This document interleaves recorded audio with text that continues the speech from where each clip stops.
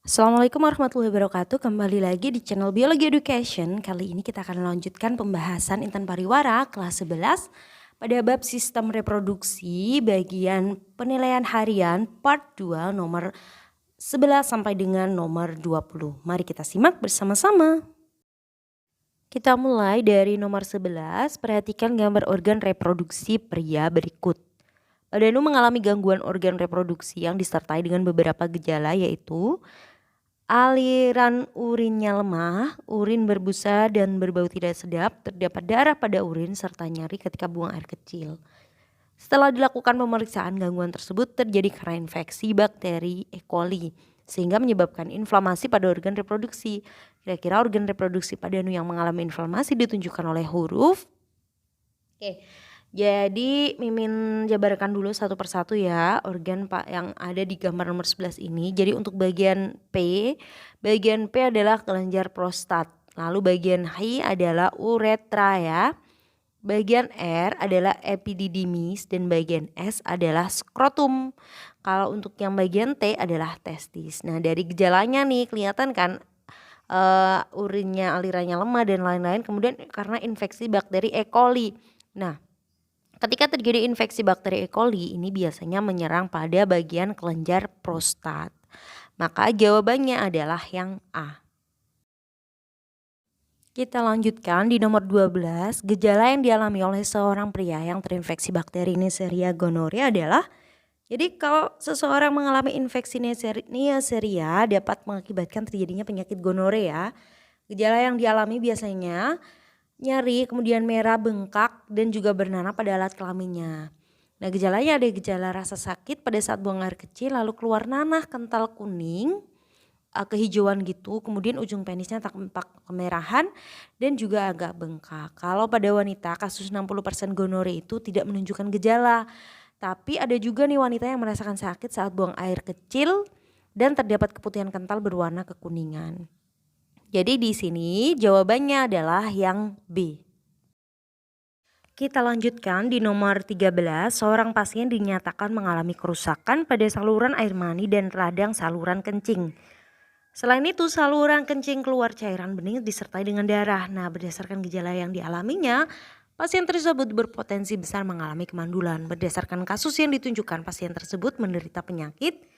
Jadi penyakit pada soal ini kemungkinan besar adalah chlamydiasis pada pria yang mengakibatkan rusaknya saluran air mani, kemandulan serta radang saluran kencing. Nah penyakit ini disebabkan oleh bakteri Chlamydia trachomatis. Jadi jawabannya adalah yang B. Nomor 14, Risna mengalami gangguan pada saat haid dengan gejala rasa nyeri yang sangat parah pada saat menstruasi dan terjadi pendarahan abnormal.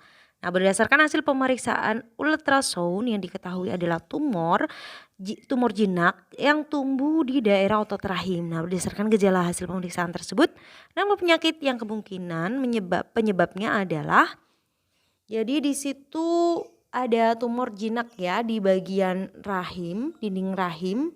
Nah kalau ada tumor jinak seperti ini itu disebut dengan mioma ya. Mioma itu tumor jinak yang tumbuh di daerah otot rahim. Nah biasanya timbul pada wanita saat usia produktif karena pertumbuhan mioma dipengaruhi oleh kandungan estrogen di dalam tubuh. Biasanya mioma itu jarang ditemui pada wanita yang belum mengalami menstruasi. Jadi di atas usia produktif mioma akan mengecil karena kadar estrogen penderitanya sudah berkurang. Jadi lama-lama bisa mengecil sendiri, bisa membesar. Tapi rata-rata ini kadang dioperasi juga ya. Jadi di sini jawabannya adalah yang A. Kita lanjutkan di nomor 15, perhatikan beberapa gejala penyakit pada sistem reproduksi berikut. Jenis patogen yang dapat menyebabkan munculnya gejala-gejala tersebut adalah, jadi gejala yang disebutkan pada soal seperti adanya bintil-bintil berair, kemudian bintilnya pecah meninggalkan luka ya. Nah ini berarti orang tersebut menderita penyakit herpes genitalis. Nah herpes genitalis itu disebabkan oleh virus herpes simplex dengan masa tenggang sekitar 4 sampai dengan 7 hari sesudah virus masuk ke dalam tubuh melalui hubungan seksual. Jadi jawabannya adalah yang E. Nomor 16, Bu Rosa ingin menggunakan alat kontrasepsi yang dioleskan pada vagina sebelum melakukan hubungan seksual. Alat kontrasepsi ini dapat mematikan sperma dalam jumlah banyak. Jenis kontrasepsi yang ingin digunakan oleh Bu Rosa adalah, jadi kalau berupa oles seperti ini itu namanya spermisid ya. Spermisid itu alat kontrasepsi yang bersifat kimia. Jadi ada yang berbentuk jeli, kemudian busa, ada juga yang berbentuk tisu. Spermisid ini dikenakan pada vagina sebelum melakukan hubungan seksual. Jadi mampu membunuh si sperma dalam jumlah yang cukup banyak ya. Tingkat efektivitasnya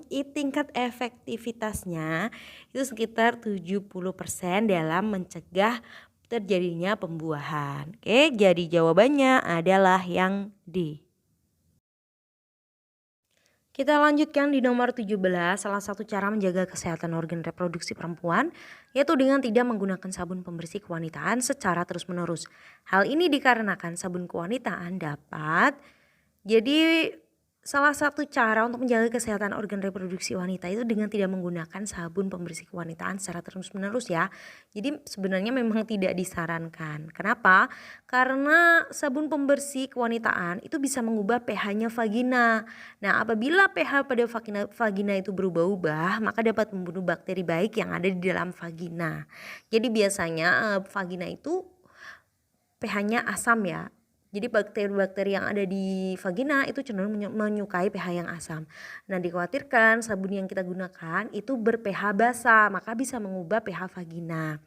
Nah, ketika bakteri baik yang ada di dalam vagina itu mati, maka akan terjadi pertumbuhan bakteri jahat di dalam vagina yang justru akan menimbulkan berbagai macam jenis penyakit. Jadi jawabannya di sini adalah yang B, yaitu mengubah pH vagina sehingga akan membunuh bakteri baik di dalamnya. Nomor 18, perhatikan langkah-langkah dalam teknik reproduksi berikut. Urutan langkah-langkah teknik bayi tabung yang benar adalah, jadi bayi tabung itu dikenal dengan istilah in vitro fertilization yang artinya teknik ini digunakan untuk membantu pasangan dalam memiliki keturunan. Jadi membantu dalam proses fertilisasi ya, yaitu pembentukan zigot. Jadi pembentukan zigotnya bukan terjadi di dalam rahim, melainkan di luar rahim dengan bantuan tenaga medis lah ya atau ahlinya. Jadi langkah-langkahnya yang pertama adalah pengambilan ovum yang sudah matang dari seorang wanita. Nah, di sini istrinya ya. Lalu menyediakan media kultur sebagai tempat pembuahan in vitro. Media ini harus mempunyai kandungan kimia yang sesuai dengan cairan yang ada di saluran tuba falopi.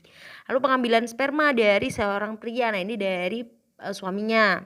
Setelah itu si spermanya akan diinjeksikan ke ovum dengan harapan akan terjadi pembuahan atau pembentukan embrio. Kemudian si calon bayinya atau embrionya akan ditransfer ke dalam rahim calon ibunya. Jadi untuk perkembangan bayinya tetap di rahimnya. Jadi jawabannya adalah yang C.